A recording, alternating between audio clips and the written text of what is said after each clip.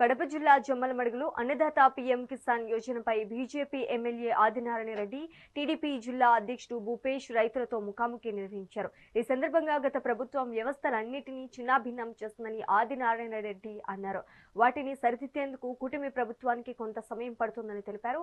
ఇప్పటికే మెజారిటీ హామీలను నెరవేర్చామని పేర్కొన్నారు. ప్రపంచవ్యాప్తంగా యుద్ధ వాతావరణం ఉన్నా భారత్ ఆర్థికంగా బలంగా ఉందంటే అది ప్రధాని మోదీ వల్లే అని అన్నారు.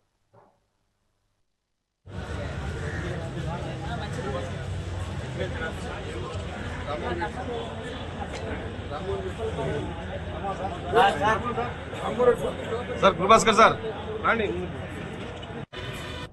ఎరువులు పుష్కలంగా ఇచ్చినాం, విత్తనాలు ఇచ్చినాం, పంటలు కూడా సూపర్గా పండినాయి. 13 మూటలు కూడా పండినాయంటే నేను ఆశ్చర్యపోతున్నాను. గతంలో ఒక ఆమె స్టేట్మెంట్, చంద్రబాబు నాయుడు గారు అధికారంలోకి వచ్చే వర్షాలు పడవు, పంటలు పండవు. వర్షాలు సమృద్ధిగా పండినాయి, పంటలు అంతకంటే పండినాయి.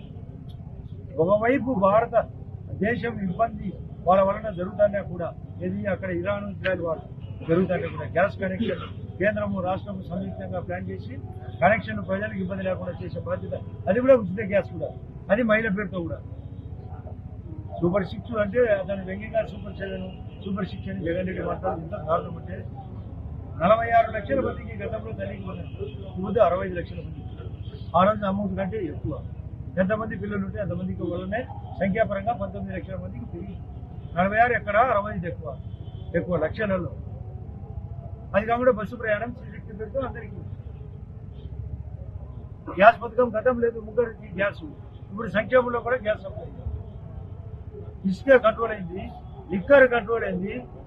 పైన అమరావతి రేపు 2028కే సంపూర్ణంగా కట్టబోతున్నాం. మెట్రో కూడా అమరావతికి విజయవాడ